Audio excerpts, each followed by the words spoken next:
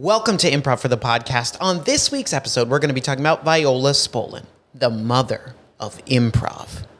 Let's hit it.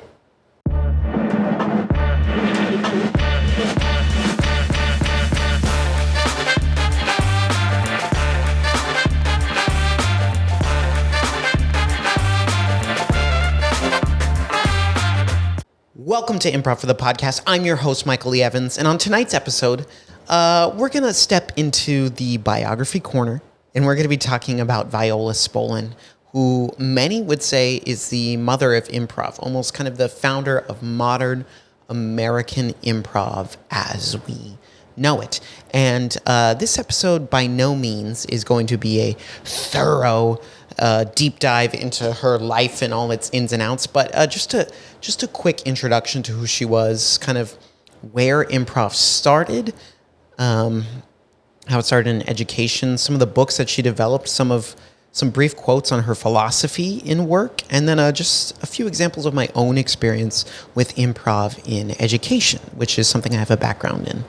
So to start, I did write and put together just sort of a brief biography about Viola Spolin, just to kind of learn about her background, her training, how she got started in all this, how she got involved. So let's take a look. So Viola Spolin, as I mentioned, is often referred to as the mother of improv. She was a theater educator with a vision, right? Spolin believed that learning should be a collaborative and immersive experience where students are active participants rather than passive recipients, right? I mean, so often in the classroom, if you think back on your own experience, right? We just think of a teacher, you're sitting there and they're lecturing all day, blah, blah, blah. The earth is made of rocks, and rocks, blah, blah, are in a few layers. We have the sedimentary layer and the crust and blah, blah, blah, right? So often we think of school as a place where students go, they sit, they absorb, and we hope they retain it. We hope it all shows up on a test, right? But Viola thought there was more to it than that. So in her work, right, in the 1930s and 40s, Spolin began working at what was called the Whole House in Chicago. And the Whole House was a place that existed to help immigrant children kind of adjust to life in America and in Chicago. So she was spending a lot of time working with those kids. And a lot of what she learned prior to this, she was studying with a woman named Neva Boyd, who kind of taught Viola about the importance of teaching group leadership, recreation, and social group work, right? Kind of expanding the traditional methods of teaching and working with children. And that had a huge impact on Viola. So during her time there, right, working with these kids, she noticed that traditional teaching methods, as we mentioned earlier, right, students weren't engaging with them. They were struggling to express themselves. And she wanted to find a way to change this, right? Viola saw a problem. She saw an issue and said, these kids aren't learning, right? They're sitting here, we're talking to them all day. Maybe they're writing some stuff down. They're not engaging. They're not able to express themselves. They're not invested in this work. She saw this as a problem, and she wanted to turn it around. So to address this, she started doing some dramatic work in her classes, right? Playing some theater games, getting kids up on their feet, having them come up with things on the spot, right? So she used theater games and exercises, and she created a space where children could explore their creativity and communication skills through play, right? Imagination work. We know how important it is that kids, especially young kids, are able to play, right? Use their imaginations, get up on their feet, make things up on the fly, right? We know how important that is. We can all think of our own memories, hopefully, from childhood, as a kid where you were running around somewhere, making things up with a friend, having an imaginary friend, right? All these different examples where you were playing as a kid. So Spolin had took what she learned and developed, and she kind of made her own method of education for working with these kids, right? She wanted to focus on individual creativity, adapting and focusing, and using the concept of play to unlock the individual's capacity for creative self-expression. When one is playing, whether that be a child or an adult, it's kind of the opportunity for you to open up and feed off your own experiences. What's in your mind, right? We see that in improv when you get on stage, when you're gray spacing, right? That's all coming from things that are already in your head. You just don't know how or when they'll come out. And that's what Viola was really trying to help these kids find, right? Build their confidence. Because we all know kids, right? Many kids, not all, but many, They get up on stage, they get up in front of others, in front of strangers, and it's a little scary, right? And imagine you're a kid who maybe just moved to the United States. You're in a strange country. Maybe the language, your native language, isn't English. And you're forced to go up in front of these other kids and speak and talk. That could be scary at first, but over time, through practice, it builds your confidence. It gives you an opportunity to open yourself up if you feel safe. And that's what Viola wanted to do, right? She said she wanted to help children develop their creative confidence. Creative confidence, which I think is an incredible thing, right? Children need to be able to develop their creative confidence. That can translate to so many other areas later in life, right? Creativity isn't just improv. Creativity isn't just the arts. It can show up in so many other places in life. And I think Viola realized that and wanted to instill that into the children she was working with. That's right. Essentially, sum it up as this. Viola was working with kids, many of whom were immigrants from other countries, moving to America, to Chicago, learning how to adapt. And she worked with them using theater games and play and imagination work to help get them on their feet, get them in front of others, to help get them speaking, working together, building things. And over time, that grew their confidence, it grew their imagination, and allowed them to open up and express themselves a little bit. Obviously, this kind of took off. This was a big deal. People were noticing that Viola's work with these kids was having an impact, right? It was making a change in their lives. So this led to Viola opening up and working with a number of other organizations. She started working with child actors in Los Angeles. Adults as well wanted to learn from her and study about these improvisational games. Viola early on had the idea to start taking audience suggestions and using those in their work, which not only invests, the performers, but also the audience as well. She realized the importance of having people invested in the work that you're doing, right? Being active participants rather than passive listeners, which is a key thing there. And eventually what all this led to, right? Viola's work. She was like, now I'm working with kids. I'm working with child actors. I'm working with adult actors. She opened her own school and was hired by a number of organizations around the Chicago area and in Los Angeles as well to teach, to study, and to grow their own programs. This led to Viola's son, a man named Paul Sills. He went on to found the Second City in Chicago in the 1950s. And we all know that the Second City is kind of the birthplace of comedic improv and was the school that so many improvisers that we know now went through, right? We think of people like Steve Carell, so many SNL cast members. I don't know why I just said Steve Carell. Amy Poehler, Tina Fey, Stephen Colbert. Those are just a few examples of the many folks who have come through Second City, right? So Viola's work in education led to her son taking these improvisational ideas, these comedic and theater games, and turning them into a performance art, and then developing the Second City. But it all started with Viola. So obviously, that's a very brief summary, a very brief description of what Viola did, her work in Chicago. She worked with kids. She wanted to help them develop their creative confidence. She figured out that theater games were the best way to do that. Collaboration, play, these things were so important. If you're interested in learning more about Viola and her work in Chicago and reading her own writings, there are kind of 3 books that I recommend that are really quite excellent. The first is Improvisation for the Theater.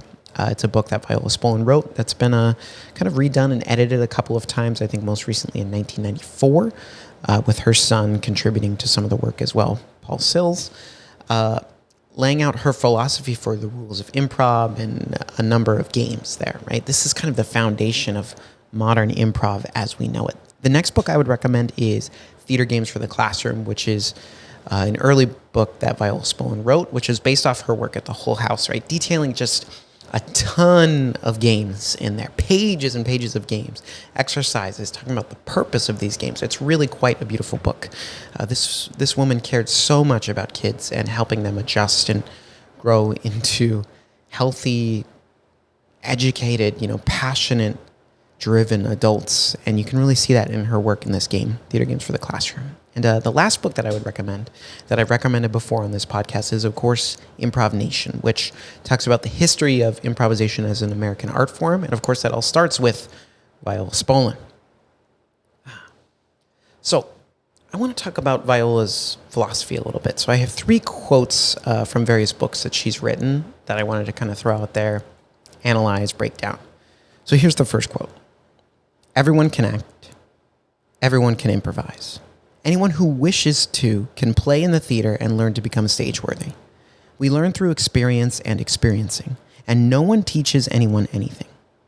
This is as true for the infant moving from kicking and crawling to walking as it is for the scientist with his equation. If the environment permits it, anyone can learn whatever he chooses to learn. And if the individual permits it, the environment will teach him everything it has to teach. Talent or lack of talent have little to do with it. And that comes from her book, Improvisation for the Theater. Wow.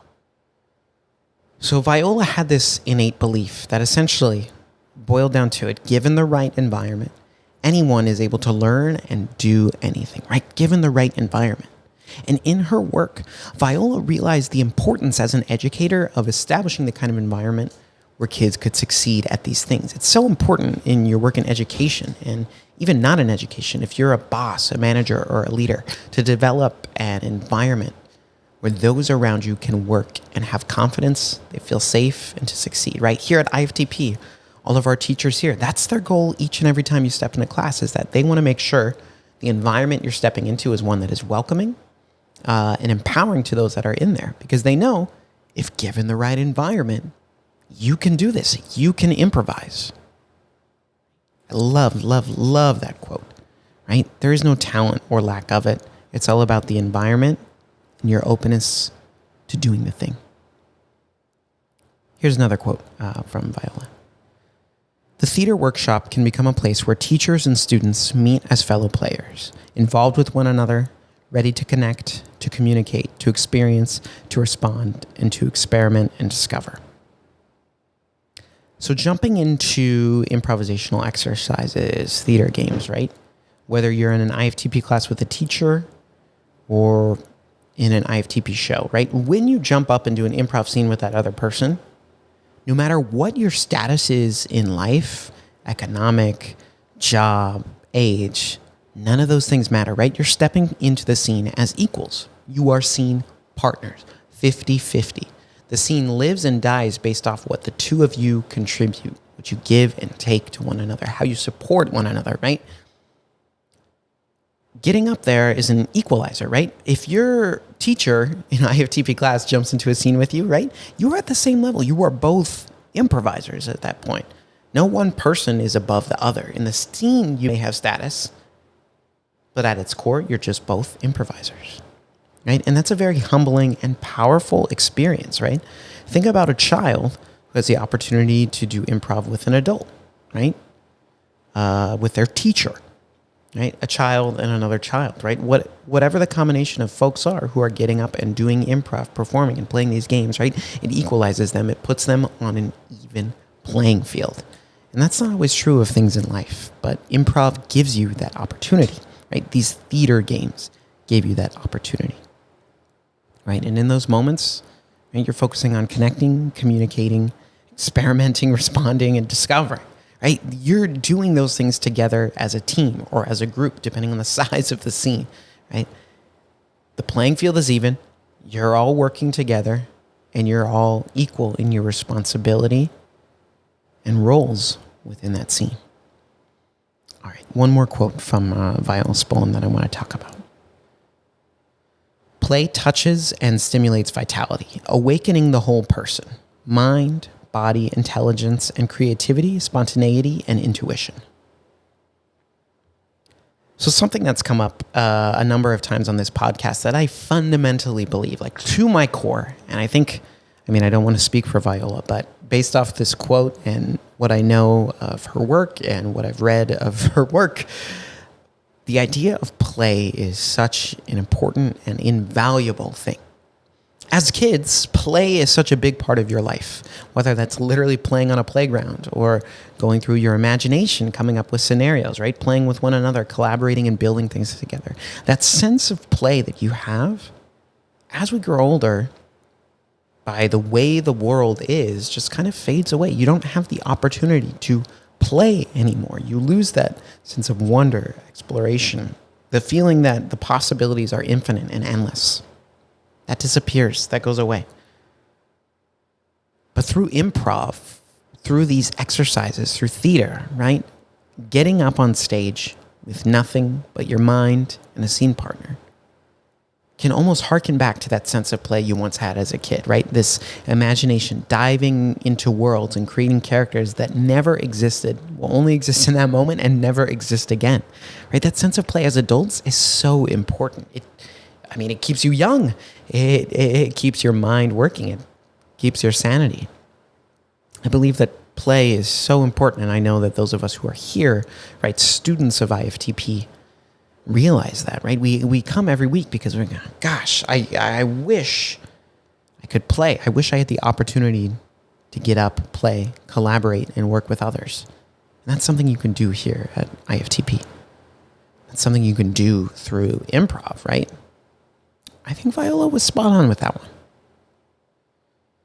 Okay, so why is all of this so important to me in particular, right? Knowing that improv's roots were within education, working with kids, helping kids kind of open up, come out of their shell, and build their creative confidence. Well, as many of you know who have listened to this podcast, and for many of you who don't know, a big part of my career thus far in my life was spent working in education. I worked at the same middle school for 5 years in various roles, both in the after-school program and as a classroom teacher. And part of my work, especially in my early days when I started, is kind of figuring out how to implement improvisation within the classroom. Right? Improv is something that I've been interested in for a long time, going back to when I was in high school, college, and after that. So in my work in education, one of the first things I tried to do, with some failing and with some mistakes, is that I started an improv class for my after-school students. And being that this was my first time working with kids kind of at this level, like I'd worked with kids in the past, but in different capacities. My first time as a quote unquote lead teacher in a classroom with kids, I struggled a lot, but my students were incredibly patient and we were able to figure out and kind of do improv together. You know, these kids were, 5th, 6th, 7th, 8th graders who many had not experienced improv before. Some had done some theater performances here and there, or music or dance, but improv was new to them, and I think is often new to kids, especially at this age range. And we would just do fun exercises, right? We'd play a lot of short form games, but during that time, as I was learning how to be an educator and classroom management and building relationships with my students, I saw a lot of what Viola talked about, right? Day after day, we'd come in, we'd play these different games, right? We'd play Hitchhiker, right? Where someone's driving a taxi and different passengers keep getting in and out and they have different stories, right? We'd play a game where my students were on a park bench. One of them would just be themselves and random strangers would come sit on the other seat of the park bench and they'd have conversations. We'd play the ABC game, which was often a lot of fun, but very challenging. And through all of this, I saw so many funny scenes and scenarios that my students came up with. Kids' sense of humor is almost unmatched, especially middle schoolers. Man, they are sharp. But I saw a lot of what Viola talked about in her work, right? Kids slowly opening up and becoming more confident. I had some students who were shy and quiet and nervous, at first, because I was asking them, I was like, hey, you're going to get up in front of your peers and you're just going to make stuff up off the top of your head. It took us a lot of time to kind of break through that initial fear and self-consciousness that so many kids have, especially at that age. Gosh, in middle school, it's such a tough time you're so aware of yourself. But through our work, we were able eventually to work through that. And by no means was I a great improv teacher. I was stumbling every day to figure out how to adapt all of this to kids. And, we had our struggles, but we had great moments too. And throughout my education career, I didn't always have an opportunity to teach improv, but in my mind, I always knew that there were principles of improv and rules of improv that I wanted to remain true within my classroom. Whether that was a lesson I was planning where I wanted kids to have the opportunity to solve problems. One of the classes I taught later in my career was computer science. And computer science is often about using computers, right? Using the capabilities of a computer to solve a problem, which is what we did. At the beginning of every school year, I would love to do an exercise where I would have kids come up with problems. They'd write them down on pieces of paper. I'd say, okay, write down a problem that you face in your life. It could be a really silly one, like, oh, my shoes are too big, or it could be a more serious one. And what I would have my kids do, right, we'd throw all these random problems into a bag. And then we'd pass that bag around the room, and each table, which would typically be a group of 4 kids, would pull out one of these problems. And they'd have to come up with an invention or a solution to help solve that problem. And it could be the most absurd thing in the world, right? Some of the problems were very silly, like, oh, I'm afraid of germs. I don't want to get sick. That was, one of the problems. And they'd come up with a bubble that you could be in all day to keep you safe from the world, right? And I would have my kids come up with almost a commercial solution for this problem, right? They'd develop a product. They'd give it a price. They'd give it a name and a slogan. And I loved this project because for me, it was kind of taking those improv principles of collaboration, yes-anding, right? You're given information, you add onto it, and you collaborate with your team, your group, your table to come up with a solution. And so during my time in education, I was fortunate to see the power of improv, the power of these principles of giving kids an opportunity to get up, right, to collaborate with one another, to use their imagination, to use their creativity in so many different ways, whether that was through me teaching them improv directly and working with them and them taking it and running with it, or finding ways to apply improv principles to other subject areas. The work was very special to me, and again, I'll say I am by no means the level of educator that Viola Spolin was, but I did try to take inspiration from her work, because reading her books and realizing the impact these things could have, I wanted to try and do the same thing in my classroom as well. So all in all, Viola Spolin, and I can't help but, be thankful for her for the work that she did all those years ago and to help develop improv into what it is today. But I want you to think about, in your life, think about improv and think about its roots, going back to kids, going back to children, helping them develop their creative confidence. And something I try and think about now is how can I take principles of improv and apply them to other areas in my life? Although I don't work directly in the classroom anymore, I'm still in a field that indirectly impacts what happens in the classroom. So there's still principles I try and apply with my coworkers and to problem solving that I do every day. And I encourage you to do the same. Maybe take a look into some of Viola Spolin's work. How can it apply to your own life? Maybe you work in the classroom. Maybe you have kids. Maybe you want to help your kids develop their creative confidence. And improv, both directly and indirectly, can be something that can help with that. So that is a brief summary of the life of Viola Spolin, a few beautiful quotes from her, some recommendations on books, and of course, my own experience implementing improv and education. Thank you so much for taking the time to listen to this episode, just talking about the life, the brief summary of Viola Spolin's work. There's so much more to it, so much more nuance and depth that I encourage you to look into. Research, learn about her. I am not a historian, so I did not think it was my place to do an in-depth expose on her life. Just a brief summary to get you interested, and then you take it from there. You learn and research in your own way. With that said, as always, we'll be back next week with another episode of Improv for the Podcast. We've got a couple exciting interviews coming up in the near future that I can't wait for you to hear. As always, thank you for listening. You can find our podcast on any platform that has podcasts. We'll be there, including YouTube, so you can see my face and our lovely guest faces. But this episode is done. But as always, we'll be back next week with another one. Thank you for listening. Improv for the Podcast was created by Matt Moore and Michael Lee Evans, edited and produced by Michael Lee Evans, and finally presented by Improv for the People. Interested in more IFTP? You can visit us at improvforthepeople.com or on our socials, such as Instagram, TikTok, Twitter, and YouTube. Remember, new episodes are released weekly. Thank you for listening. We'll see you next time.